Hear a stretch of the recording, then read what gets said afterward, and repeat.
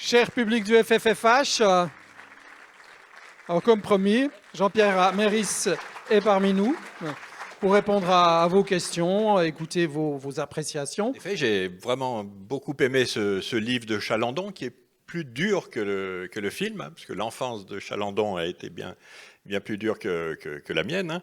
D'ailleurs, quand il a vu le film, il s'est tourné vers moi, il m'a dit « c'est quand même plus tes parents que les miens ». Et il a été formidable hein, pour ça, parce que justement, il m'a laissé la liberté quoi, hein, de raconter son histoire, mais avec des choses à moi et avec mon ton à moi.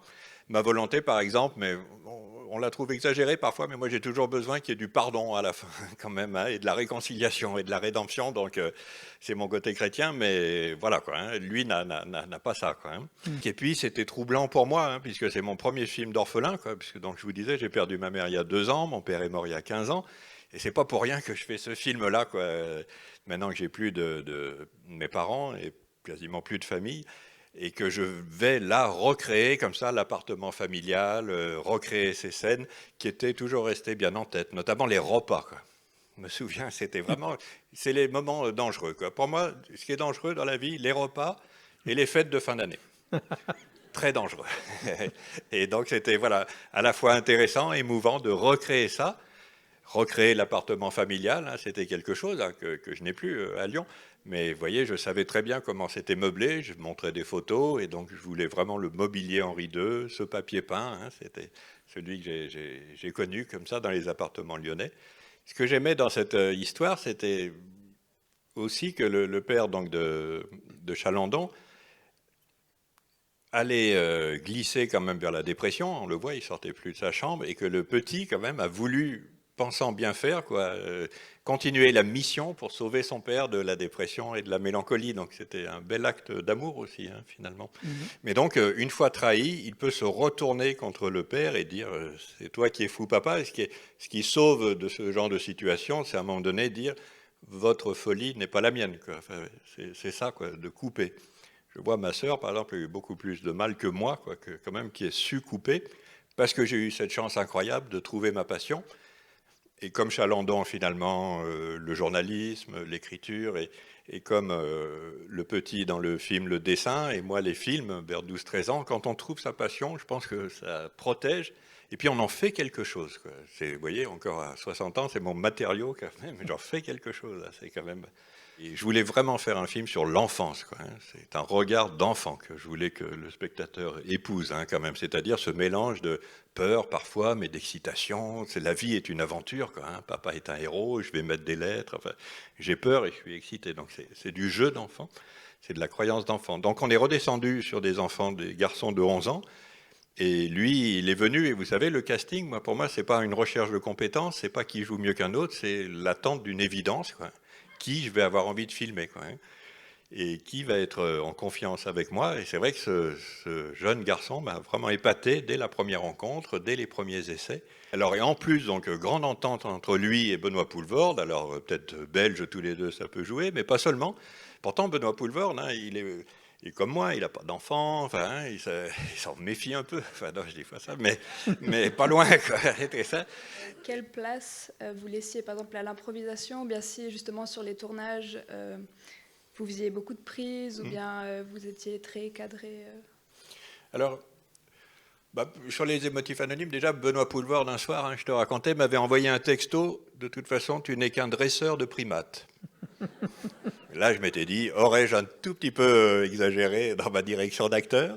Serais-je un peu chiant, en fait? Et je crois que je le suis. Alors, et en tout cas, demandeur, quoi, ne pas lâcher, quoi, hein, sur les Exigeant, trucs. quoi. En tout cas, oui, mais ça se fait presque de plus en plus facilement. Je fais de moins en moins de prises, en tout cas, vous voyez, en moyenne, mais vraiment autour de 4, 5. Hein. Et Poelvoorde, qui s'attendait vraiment à en baver sur ce film, était agréablement surpris. Quoi. Mais c'est aussi inversement proportionnel hein, au sujet, je crois. Hein. Je ne voulais pas non plus que le tournage soit trop lourd, quoi. En plus avec un petit garçon au milieu. Enfin, hein. Encore une fois, je me sentais très responsable de lui et de son bonheur quoi, à tourner. Hein. Mais oui, hein, je crois que c'est ça, non, je sais pas. Mais jamais d'improvisation, vraiment. Il n'y a pas d'improvisation.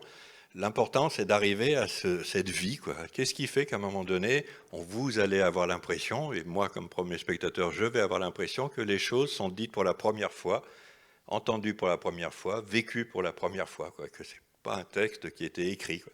Mais moi, ça passe pas par l'improvisation, ça passe par quelque chose de vie, quoi. Mais c'est vrai qu'aussi pour Audrey Dana et Benoît Poulvord, le petit garçon, comme toujours les enfants quand ils sont bons, leur mettait la barre bien haut, hein, sur la vérité, hein, parce que les enfants ne trichent pas, quoi, hein. S'ils sont bons, ils sont vraiment très bons, et d'ailleurs les acteurs en ont souvent la trouille, hein, quand même, hein. Et donc ils mettaient la barre tellement haut que les deux disaient, bon bah là, on rigole plus, quoi. Enfin, Ouais. mais donc voilà, pas d'improvisation, 4-5 prises, et surtout, le travail se fait beaucoup avant, en fait, hein, dans les échanges, quoi. Moi, mon travail de réalisateur, c'est quand même mettre du charbon, quoi, dans le four du comédien, quoi. C'est la locomotive, mais moi, je mets du charbon, et le charbon, c'est ce que je vous raconte ce soir, quoi. C'est mon matériau, c'est mon histoire, pourquoi je fais ce film, hein. Ils en ont besoin, quoi, hein, ils connaissent pas.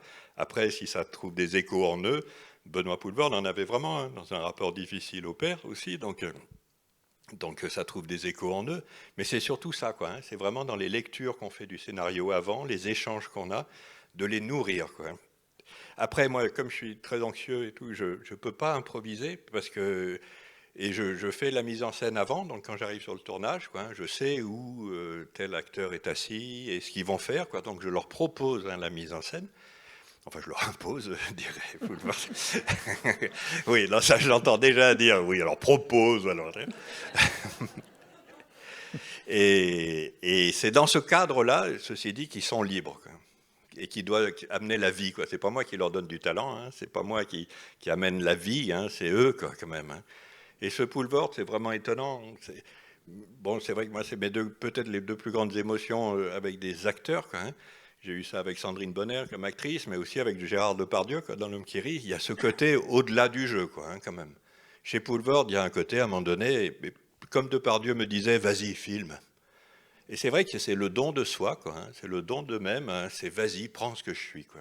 Et j'ai un gros bide, et vas-y, je transpire, je suis tout rouge, vas-y, prends, quoi. Plus de souci d'image, justement, et quand même quelque chose qui a à voir avec le vrai, quoi, hein. Benoît Poulvord, c'est quelqu'un qui se met quand même dans tous ses états, hein, quand même, hein, quand il tourne, hein, qui est très bon à la première prise, parce qu'il est dans le don, hein, tout de suite, quoi, hein. Et c'est vraiment en refaire, souvent c'est quand même bien pour pinailler ou qu'il y a eu un problème technique, hein. Là, j'en faisais de moins en moins, hein. Audrey était plus à chercher, hein, donc il fallait les accorder aussi tous les deux. Mais vraiment, quand même, c'est toujours émouvant, quand même, hein, ces acteurs qui, quand même, sont dans le don d'eux-mêmes, quoi, hein, et tant pis si on m'aime pas, presque. Alors Jean-Pierre Améris, un très très grand merci. Ben, c'est moi, vraiment, je suis bien en confiance ici, hein. Merci, hein. Merci beaucoup. Merci, Alors, Vincent. Merci à toi. Alors, merci bien, hein. Merci.